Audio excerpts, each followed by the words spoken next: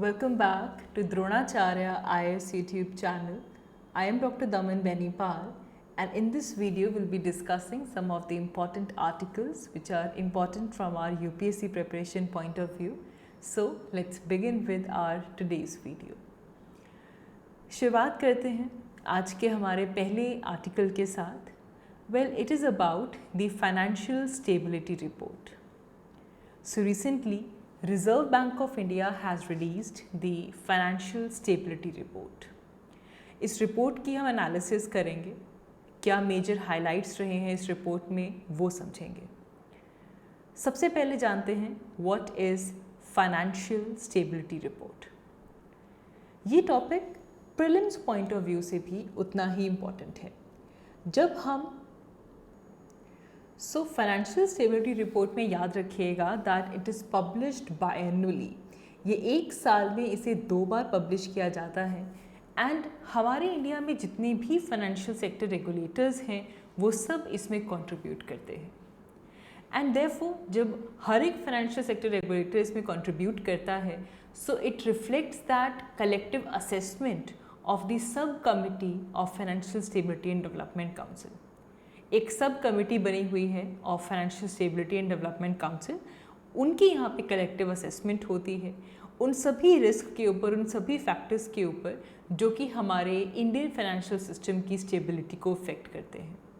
Because as we see the name, it is ultimately financial stability report.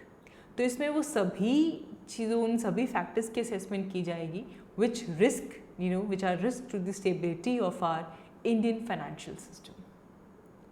तो एक तो चीज़ याद रखनी है कि financial stability report RBI release करता है, बाय एनुअल रिलीज़ करता है. Now moving ahead to the major highlights of this report. सबसे पहले इस रिपोर्ट में हमारी जो ग्लोबल इकोनॉमी है उसका आउटलुक भी दिखाया गया. Specially because right now there is war going on in Europe. जितने भी सेंट्रल बैंक्स हैं including India, everyone is having this front loaded monetary policy normalization. Currently we are seeing that there is high inflation, and plus we have just came out of these multiple waves of COVID-19 pandemic. So globally, the entire global economy right now, it is shrouded by this uncertainty. चाहे वो कहीं पे war हो, चाहे वो inflation हो, चाहे वो कोविड-19 पैंडमिक हो. एंड देयरफॉर कंट्री के जितने भी सेंट्रल बैंक्स हैं, they are trying, they are making their monetary policy in such way that we can achieve the normalization. Then global economy की पिक्चर के बाद इस रिपोर्ट में ये हाईलाइट किया गया कि हाउएवर ग्लोबली स्पिलओवर्स आ रहे हैं, ग्लोबली चैलेंजेस आ रहे हैं, but Indian economy is on the path of recovery. Indian economy is on the path of recovery, although inflammatory pressure है, externally हमें high inflation आ रही है, external spillovers हैं, geopolitical risk हैं, and these risks they warrant careful handling and close monitoring. But clearly इस report में suggest किया गया कि इन challenges के साथ साथ भी India is on the path of recovery now. Apart from this, if we talk about the capital buffer in our country, तो चाहे हम बैंक्स की बात करें या फिर नॉन बैंकिंग फाइनेंशियल इंस्टीट्यूशंस की बात करें, this report says, RBI's financial stability report says that our banks, our non-banking financial institutions, all of they have sufficient capital buffer to withstand any shock. We have buffer. And यहाँ पे अगर हम CRAR, ये directly prelims में question आया हुआ है, आपके इकोनॉमी पॉइंट ऑफ व्यू से इंपॉर्टेंट है, आप इकोनॉमी की क्लासेस में पढ़ते हैं इसके बारे में, the capital to risk weighted asset ratio. अगर हम शेड्यूल्ड कमर्शियल बैंक्स की capital to risk weighted asset ratio देखें तो इट हैज़ इंक्रीज टू 16.7%, जो which is the new high level. 16.7 level पे पहुंच चुका है हमारा capital to risk weighted assets ratio. And on the other hand अगर हम नॉन परफॉर्मिंग एसेट्स की बात करें, the gross non performing assets, it has fail down to 6-year low end March 2022 में इसकी वैल्यू 5.9% आई है। तो एक तरफ capital to risk weighted assets ratio का इंक्रीज होना, दूसरी तरफ ग्रॉस नॉन परफॉर्मिंग एसेट्स का डिक्रीज होना। Both of these are showing that yes, the banks are having a sufficient buffer.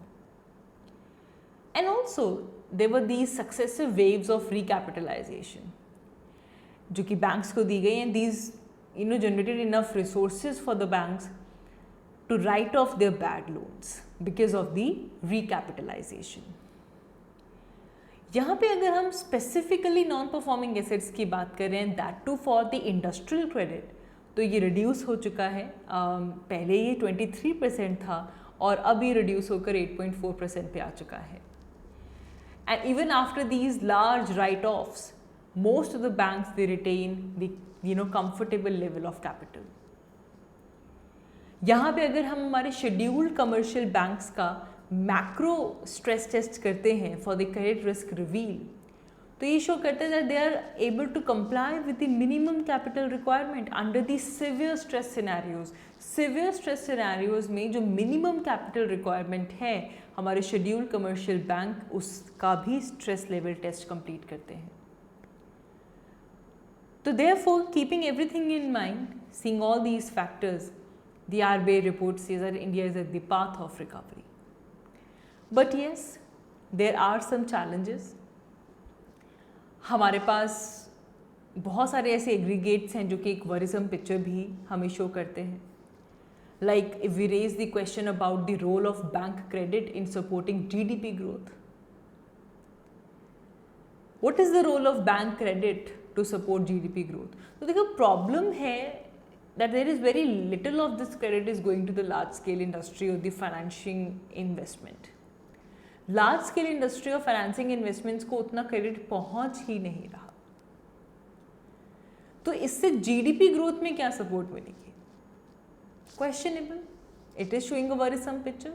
बहुत कम credit जा रहा है ऐसी तरफ जो कि GDP को grow करवा सकता है। And अगर हम last decades देखें, so now the banks are shifting away from providing credit to industry, और इंडस्ट्री की बजाय बैंक्स फेवर करते हैं कि वो कंज्यूमर्स को लेंड करते हैं। एंड इसीलिए अगर हम टोटल बैंकिंग क्रेडिट्स में अगर इंडस्ट्रीज का शेयर देखें तो 2010 में ये 43% था, 2020 में 30% पे आ गया। और वेयरएज जो हमारे कंज्यूमर लोन्स हैं ये पहले 19% थे और ये भी 29% पे आ गए। तो आप देख रहे हो इंडस्ट्रीज को मिलने वाला क्रेडिट डिक्रीज हो गया, कंज्यूमर लोन इंक्रीज हो गया। So there is decline of bank credit, the banks are shifting away from providing credits to industries. Apart from this we have high levels of NPAs। Credit को अगर हम with in 5 year span में देखें, if it doubled with in the 5 year span, primarily on the back of lending to some large infrastructure project, but many of such loans they turn bad, and it ultimately leads to high levels of non-performing assets on the bank balance sheets. And coupled up with this, along with this, there is still no framework that will reduce the risk of private sector investment in infrastructure. Certainly it is not in the critical, but it is in the, we talk about the highly troubled power sector right now. So these are some of the fundamental problems. However, इस report में एक banking system को दिखाया गया है that there is this reasonably clean bill of health for right now. It is a significant achievement, especially अगर हम देखें कि प्रीवियस डिकेड्स में क्या क्या स्ट्रेस रहे हैं, पेंडेमिक का shock, slow down of our economy, keeping that in mind it's a good picture, it's a significant achievement. But however the improvement in banks financials is a glass half full picture, because it is still unclear whether the banking sector is healthy enough to provide sustained credit growth which is needed for the economic recovery. The technology has supported the reach of financial sector and its benefits must be fully harnessed. So this Indian financial system की जो health है उसका हमें पता चलता है with the financial stability report. ये mains में भी ऐसा क्वेश्चन आ सकता है, आप इसे प्रैक्टिस भी कर सकते हैं. You know, the progress that India has made in terms of stability of Indian financial system. Because the stability of Indian financial system is very essential for rapid and inclusive growth. So what progress India has made in achieving this stability, you can practice this question. Very important. Moving ahead, हमारा जो next article है वो GS paper 1 point of view से important है. It is about an issue which is related to population. It's about reaping the demographic dividend. Yes, demographic dividend. अब यहाँ पे इस आर्टिकल का जो बेस है that is the United Nations report. United Nations की रिपोर्ट आई है वर्ल्ड पॉपुलेशन प्रॉस्पेक्ट 2022 और ये रिपोर्ट ये फोरकास्ट करती है कि हमारी जो वर्ल्ड पॉपुलेशन है it will touch 8 billion this year and by 2050 it will increase to 9.8 billion. तो वर्ल्ड पॉपुलेशन 8 बिलियन पे पहुंच जाएगी. Whereas India's population will surpass China by 2023 and it will continue to grow. And India के पास जो demographic dividend है it will last nearly 30 years. Next like 30 years तक हमारे पास एक डेमोग्राफिक डिविडेंड रहने वाला है. तो यहाँ से क्वेश्चन आता है व्हाट इज डेमोग्राफिक डिविडेंड. देखिए जब हम इकोनॉमिक ग्रोथ पोटेंशियल की बात करते हैं it basically results when there is shift in the population age structure. वो शिफ्ट भी तब जब हमारी जो मेजर पॉपुलेशन है जो वर्किंग एज पॉपुलेशन है वो लार्जर हो than the non working age population. अब वर्किंग एज पॉपुलेशन में कौन कौन आ जाएगा? 15 years to 64 years is called as working age population. तो 15 से 64 ईयर्स का शेयर अगर ज़्यादा हो than the non working age. अब नॉन वर्किंग एज में एक तो 14 ईयर से यंगर 14 साल से कम बच्चे या फिर 65 and older they are called as non working age. So ultimately economic growth का जो पोटेंशियल है वो आपके पास तब आएगा जब पॉपुलेशन एज स्ट्रक्चर में शिफ्ट आएगा और वर्किंग एज पॉपुलेशन का शेयर ज़्यादा होगा than the non working age population share. With more people working in the labor force and fewer children to support, that country has a window of opportunity for economic growth. अगर वहाँ पे सही से social और economic investments की जाए और working age population ज़्यादा हो, पॉलिसीज़ इस तरह बनाई जाएं जो कि हेल्थ, एजुकेशन, गवर्नेंस और इकोनॉमी के ऊपर फोकस करती हैं, this country has a window of opportunity for economic growth. But however with the passage of time जो ओल्डर पॉपुलेशन है वो इंक्रीज होती है, वर्किंग एज पॉपुलेशन डिक्रीज होती है and the dividend available for that period is the window of demographic opportunity. So to realize the benefits of demographic dividend, it is not automatic because without proper policies the increase in working age population may lead to rising unemployment. इस बात को समझें. ज़रूरी नहीं कि अगर demographic dividend बढ़ता जा रहा है, वर्किंग एज पॉपुलेशन बढ़ती जा रही है, सो इट्स ऑल गुड. अगर प्रॉपर पॉलिसीज़ नहीं आएंगी, वर्किंग एज पॉपुलेशन ज़्यादा होगी, it will lead to the situation of unemployment, it will fuel up the economic and social risk. So for the demographic dividend we need forward looking policies जिसमें population dynamics, education, skill, health care, gender sensitivity, providing rights and choices to younger generation, इन सब चीज़ों को हमें incorporate करना होगा. क्योंकि India के लिए कहा जा रहा है कि हमारी 30 ईयर्स तक हमारी जो डेमोग्राफिक डिविडेंड है वो रहने वाला है. It's going to last that long. So next यहाँ पे स्टैंड आता है where exactly does India lie. See, India has largest youth population in the world. Around 66% of the total population is below the age of 35. मतलब number wise देखें तो more than 808 million people are above the age of 35. 2020 में India की जो median as थी वो 28 थी. US की 37 थी, यूएस और जापान की 37 थी, और यूएस और चाइना की 37 थी, जापान की 49 थी. क्योंकि जापान का ये जो डेमोग्राफिक डिविडेंड वाला जो फेज था वो निकल चुका है. जापान का फेज था फ्रॉम 1964 टू 2004. अब जापान में नॉन वर्किंग एज जो ओल्ड एज है वो बढ़ चुकी है as compared to the demographic dividend. India की मीन एज 28 थी इन 2020. एंड सिंस 2018 हमारी जो वर्किंग एज पॉपुलेशन है ये लगातार इंक्रीज हो रही है. It is larger than the dependent population, चाहे वो 14 ईयर्स से बिलो हो, चाहे वो 65 से अबव हो.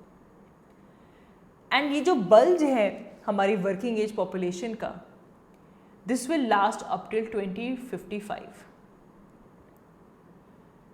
ये ट्रांजिशन इसलिए भी हुआ है बिकॉज हम थोड़ी देर पहले ही हम हेल्थ पैरामीटर्स को डिस्कस कर रहे थे. हमने देखा था कि हमारी जो टोटल फर्टिलिटी रेट है वो डिक्रीज हो चुकी है. टोटल फर्टिलिटी रेट मतलब नंबर ऑफ बर्थ पर वुमेन. क्योंकि हेल्थ सिस्टम अच्छा हो गया है, लाइफ एक्सपेक्टेंसी इंक्रीज हो गई है, स्टेबलाइज हो चुकी है, देयरफॉर जो टोटल फर्टिलिटी रेट है वो डिक्रीज हो चुका है. So we need to understand this कि हमारी जो पोटेंशियल वर्कफोर्स है उसे हमें एक अपॉर्चुनिटी के जैसे यूज़ करना है. This is an opportunity. India की जो वर्कफोर्स है, ऐसे ट्रेंड जैसे कि digitalisation, automation, shifting supply chain, urbanisation, rising income, all these factors, there are 4 pillars जो कि आगे आने वाले डिकेड में इकोनॉमिक ग्रोथ को सपोर्ट कर पाएंगे. First one is the single national market, expansion of industry which will owe to renewable energy shift and more in supply chains away from China, and the continued preeminence in IT sector जो currently है इसे continue रखना होगा, and a high tech welfare safety net for hundreds of millions who are left behind by all of this. So this is something we need to take good measures to reap the best of the demographic dividend that India is having right now. So that is all for today. आज की इस video के लिए इतना ही. Thank you so much for watching. I will see you all in my next one. Thank you.